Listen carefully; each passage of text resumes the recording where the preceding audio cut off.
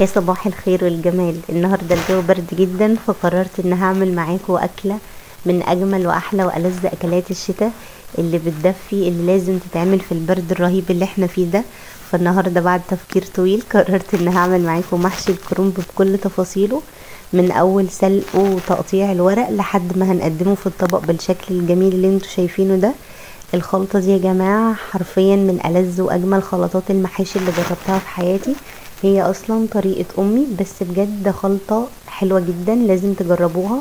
مش قادرة اوصف لكم ما شاء الله قد ايه ريحته تجنن، حرفيا ريحته قلب الشقة، وكمان طعمه رهيب. وهعمل معاكم الفراخ المشوية دي بتتبيلة جديدة تماما، هتعجبكم قوي ما شاء الله، طعمها حلو جدا. قبل ما ابدا الفيديو، لو اول مره تشوفوني، انا اسمي اسماء. لو عجبكم الفيديو ما تنسوش تشتركوا في القناه ولايك وشير وفعلوا الجرس عشان يوصل لكم اشعارات بكل وصفاتي. يلا بينا نبدا. معايا هنا بقى اول حاجه الكرنبه الجميله دي، طبعا هي صبحه فريش، انا لسه جايباها دلوقتي حالا. اول حاجه هنبدا بيها، هنشيل الدايره اللي في النص دي بسكينه تكون حاميه شويه علشان ما تعذبكوش. فانا بلف السكينه كده حوالين الدايره وبنزل بيها لحد اخر الكرنبه من تحت. شايفين لفتها كلها، وبعدين بنشيل بقى القطعه اللي في النص دي بقى اسمها راس الكرنبه. شلتها كده زي ما انتوا شايفين بالشكل الجميل ده. وبعدين بقى بسلك ورقه ورقه، اللي يسلك معايا بطلعه واللي مش بيسلك بسيبه، وهقول لكم هنعمل ايه بعدين. شايفين انا بس شلت الورقتين اللي على الوش دول،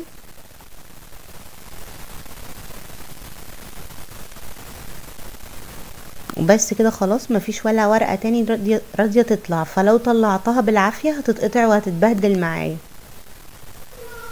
فهقول لكم هنعمل ايه دلوقتي. معايا بقى هنا اكبر حلة في الحلل بتاعتي، اصلا الحلة دي انا مخليها للطوارئ، للحاجات اللي زي دي. انا حطيت 3/4 مية، وحطيت فيها معلقة ملح صغيرة، واول ما تبدأ في الغليان هنزل بالكرنبة بتاعتي زي ما انتوا شايفين كده. اول حاجة هنزل على الاتجاه ده، على العروق اللي هي الكبيرة دي. نزلت بيها كده على الاتجاه ده زي ما انتوا شايفين. هسيبها كده، المية بدأت في الغليان زي ما قلت لكم. هسيبها لمدة دقيقة او دقيقة لحاجات بسيطة يعني، وبعدين هقلبها على الاتجاه التاني. هي دلوقتي عدى عليها دقيقة. عايزة اقول لكم الاتجاه الاولاني ده بياخد وقت في السلق اكتر من الاتجاه التاني، بس عشان زي ما انتوا شايفين العروق دي بتاخد وقت في السلق. وقلبتها كده على الاتجاه التاني. هسيبها بالظبط نص دقيقة، ما تزودوش عن نص دقيقة. فلو زودتوا عن نص دقيقة الورق هيتهري وهيبوظ منكم.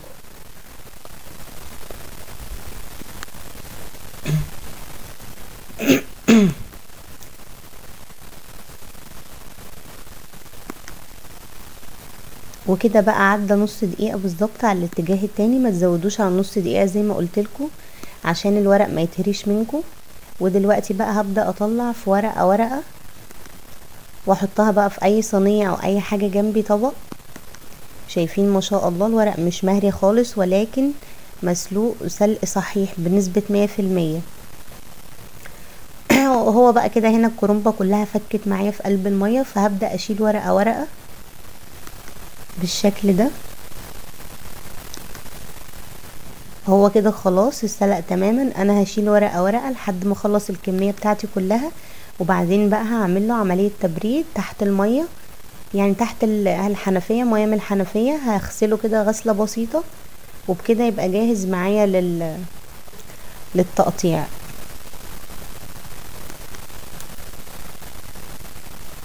وهنا بقى انا سبت ورق الكرنب يتهوى شوية، وهنبدأ بقى نعمل في الخلطة بتاعتنا.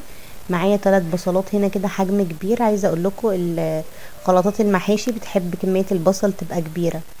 وافرمهم في الكب بقى فرم ناعم، او هتقطعوهم على ايديكم. ومعايا كمان هنا 2 كيلو من الطماطم، و2 فلفل سبايسي كده. الفلفل ده بيديله طعم، ولكن ما بيبقاش حراق قوي، بس بيديله طعم حلو جدا. وممكن كمان الناس اللي ما بتحبش الحاجة تكون فيها اي سبايسي او اي حرقان تستغنوا في المرحلة دي عن الفلفل. وهقطعهم في الخلاط كده بالشكل ده مع الفلفل، وهضربهم في الخلاط. ولكن انا مش هنعم الطماطم قوي، يعني الطماطم بتاعتي انا مش هنعمها قوي زي صلصة الخضار، ولكن انا هفرمها فرم بسيط، يعني هيبقى فيها قطع صغننة كده، ودي هتساعدكم في المرحلة دي ان التسبيكة بتاعتكم تتسبك بسرعة. ومعايا هنا بقى الحلة بتاعتي رفعتها على النار، وهنزل فيها بنص كوباية من الزيت، وهنزل كمان ب5 مكعبات من الزبدة. عايزة اقول لكم الزبدة بتنقل المحشي في حتة تانية خالص، بتديله طعم رهيب. ولكن لو الزبدة مش متوفرة ممكن تستبدلوها بسمنة. وفرمت البصل بتاعي في الكبة فرم ناعم كده، وهنزل بيه في الحلة.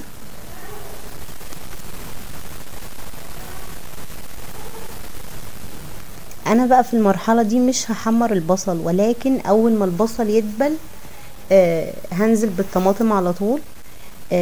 خلوا البصل لونها هيبقى ابيض، عشان بتخلي المحشي طعمه مسكر اكتر، طعمه بيبقى حلو جدا. ولكن لو حمرتوها بتبوظ الخلطة تماما. شايفين انا ما حمرتهاش هنا ولا اي حاجة، هي زي ما هي محتفظة باللون الابيض، ولكن هي دبلت بس. وهنزل بقى هنا بمعجون الطماطم بتاعي. انا عملت 2 كيلو من معجون الطماطم. انا بحب ازود الصلصة شوية، ولو فاض مني حاجة او ما احتجتهاش كلها فبحطها في كيس واشيلها في الفريزر، وبتقعد معايا وقت طويل جدا، وممكن استخدمها تاني. ومعايا هنا بقى خلطة من الملح، انا بعملها على ايدي، ملح ابيض عليه نسبة من الشطة والكمون والملح. وهنزل بقى بمعلقتين ل3 معالق في الصلصة قبل ما الصلصة تبدأ في الغليان او اي حاجة. وطبعا الملح ده حسب الذوق، يعني انتوا اظبطوا الملح زي ما انتوا حابين. وهقفل عليها بالغطا لحد ما تتسبك وينشف اي مية فيها. ودلوقتي بقى هنا معايا الورق برد واتهوى بالشكل ده بعد ما عملت له طبعا عملية تبريد تحت الحنفية. هنبدأ في تقطيعه. انا فصلت من هنا ومن هنا، حددت طبعا العصاية اللي في النص دي وشلتها بالشكل ده زي ما انتوا شايفين، وهبدأ اقسمها من النص. طريقة سهلة جدا وبسيطة جدا. وهبدأ بقى اقطع القطع اللي انا عايزاها. بقى انا حابة الصباع يبقى كبير، حابة يبقى صغير، على حسب ما انتوا حابين. طبعا انا بحبه يبقى صغير، هو قد حجم صباعي. والورقة كمان مش بكبرها، ولكن هي بس كده لفتين بالشكل ده زي ما انتوا شايفين. هو ده الحجم المعتدل، يعني حرفيا هو ده الحجم اللي انا بحبه. حابين الحجم يبقى اكبر من كده كبروا الحجم، يعني في ايدكم تعملوا فيه زي ما انتوا عايزين بالشكل ده. وهنقطعهم وهنحطهم كلهم فوق بعض. شايفين ما شاء الله يعني الورقة جميلة ازاي في ايدي. هعمل معاكم واحدة تانية عشان تعرفوا اكتر. انا بحدد على عصاية بالشكل ده، بشيل العصاية دي من النص بالشكل ده، وببدأ اقطع بالطريقة اللي انا عايزاها. بس هو ده انسب حجم لمحشي الكرنب، يعني مش كبير قوي ومش صغير قوي، ولكن معتدل مظبوط. هو ده الحجم الاساسي. وهنا بقى خلصت كل الكمية بتاعتي بالشكل ده. شايفين ما شاء الله. وكمان الورق مسلوق سلق صحيح تماما. وكان معايا كمان هنا ورق اخضر ما رميتوش ولا اي حاجة، وسلقته برضو وقطعته معاكم. بيبقى طعمه حلو قوي، ولكن ممكن تستغنوا عن الورق الاخضر في المرحلة دي. ومعايا هنا بقى الصلصة كانت اتسبكت بالشكل ده ما شاء الله، شكلها حلو جدا، وكمان لونها احمر قوي. شايفين نشفت من اي مية فيها تماما. انا بقى كده قفلت على الصلصة هنا، قفلت عليها خالص. وهنزل فيها بمعلقة صغيرة من الكمون ومعلقتين كبار من الفلفل الاسود. بس كده، مش بستخدم زيادة عن البهارات دي، بس هو فلفل اسود وملح وكمون والاتنين فلفل سبايسي اللي حطيتهم بيدوا برضو طعم حلو قوي. انا كده يا جماعة قافلة عن الصلصة تماما. ومعايا هنا بقى ربطة من الشبت وربطة من الكزبرة، انا غسلاهم كويس قوي ومقصقصاهم بمقص مطبخ صغير جدا، ولكن ما ينفعش ان انتوا تفرموهم في الكبة. مش في كل المراحل يا جماعة بنفرم الحاجات بتاعتنا في الكبة، لا انا قطعتهم بسكينة او بمقص مطبخ قطع صغننة كده وقلبتهم. وهعيد تاني، انا بقفل على الصلصة تماما وبعدين بحط التوابل بتاعتي، فلفل اسود وكمون، وبعدين بنزل بالخضرة وانا قافلة على الصلصة تماما مش على النار. وزي ما انتوا شايفين ما شاء الله الخضرة محتفظة باللون الاخضر بتاعها. وهنا بقى زي ما قلت لكم انا بزود كمية الصلصة بتاعتي وبنقص منها كده شوية في طبق، ولو احتجتهم تمام بكمل بيهم، ما احتجتهمش بيبردوا ويتحطوا في كيس تلاجة شالوا في الفريزر، بيقعدوا معاكم مدة طويلة جدا ما بيحصل لهاش اي حاجة. ومعايا هنا بقى كيلو من الرز غسلاه ومصفياه كويس قوي، وهنزل بيه على كمية الصلصة بتاعتي.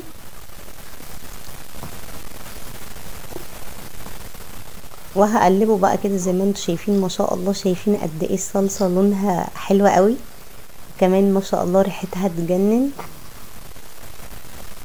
وبكده بقى الخلطة بتاعتي جاهزة للحشو. معايا هنا بقى الحلة بتاعتي اللي هحشي فيها، قطعت فيها بصلاية كبيرة كده جوليان وحطيتها في اول الحلة، بس عشان لو حصل بقى منكم اي شيوط اي حاجة يبقى انتم مأمنين نفسكم. وهعمل اول طبقة في الحلة بالورق الاخضر بالشكل ده. انا فردت الورقة قدامي وحطيت فيها كمية رز، ما تزودوش في الرز عشان الصباع ده لسه هيزيد في السوا. هعمل معاكم كذا واحدة عشان تعرفوا اكتر.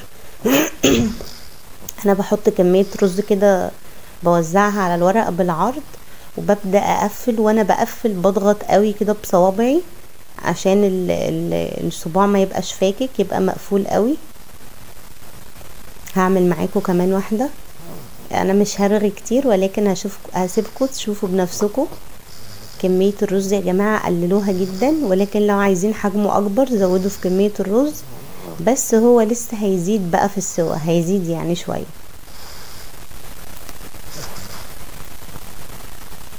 بس كده. واهم حاجة وانتوا بتلفوا الورقة تضغطوا قوي بصوابعكم كده، بطروف صوابعكم الاتنين، ايديكم الاتنين يعني، بتضغطوا قوي على الورقة عشان ما تبقاش فكة، ما تفكش يعني في السوا. ودلوقتي بقى خلصت كل الكمية ما شاء الله. الكرومبة بتاعتي يعني كانت كمية حلوة، خلصت كل الكمية بالشكل ده. وعندي بقى هنا شوربة فراخ او شوربة لحمة، او لو مش عندكم شوربة ممكن يبقى مية عادية من الفلتر وفيها 2-3 مكعب مرق، بس انا كان عندي شوربة فراخ هنا. وهنزل بقى، مش هقدر احدد لكم على حسب الكمية اللي انتوا عاملينها، ولكن انا بخلي اول طبقتين من الكروم مش متغطين بالشوربة، الشوربة مش واصله لهم تماما. اول طبقتين من الكرنب الشوربة مش واصله لهم تماما. بصوا معايا هنا اول طبقتين الشوربة مش واصله لهم تماما، وبطبق بقى استلس او اي طبق يعني ما يتحرقش، وحطيته في الحلة كده على الكرنب، وبعدين قفلت عليها بالغطا. اقول لكم الطبق ده مهمته ايه، الطبق ده مش هيخلي اي صباع يفك او يطلع منه رز اصلا، الحشوة يعني تطلع منه. وعلى نار عالية بقى، وهسيبه يشرب الشوربة، يعني يشرب 3/4 الشوربة اللي فيه. وبعدين هديت عليه خالص وسبته على نار هادية 10 دقايق، وهو كده ما شاء الله جاهز. شايفين الجمال يا جماعة؟ بجد والله العظيم مش قادرة اوصف لكم قد ايه هو جميل جدا، طعمه رهيب، وكمان ريحته تجنن، حرفيا ريحته قلب الشقة كلها. بجد لازم تجربوا الطريقة دي. وكمان بقى عايزة اقول لكم عملت الفراخ المشوية الجميلة دي. الطبق بتاع خلطة المحشي اللي كان متبقي معايا، سلقت الفراخ نص سلقة وبعدين حطيته على الفراخ بالشكل ده ودخلتها الفرن. بس كده. عايزة اقول لكم الخلطة دي في الفراخ بتبقى حكاية ما شاء الله، قد ايه طعمه رهيب. وبس كده، اتمنى يكون عجبكم الفيديو، ما تنسوش تشتركوا في القناة ولايك وشير وفعلوا الجرس عشان يوصل لكم اشعارات بكل وصفاتي. اشوفكم على خير في فيديو جديد ان شاء الله. باي باي.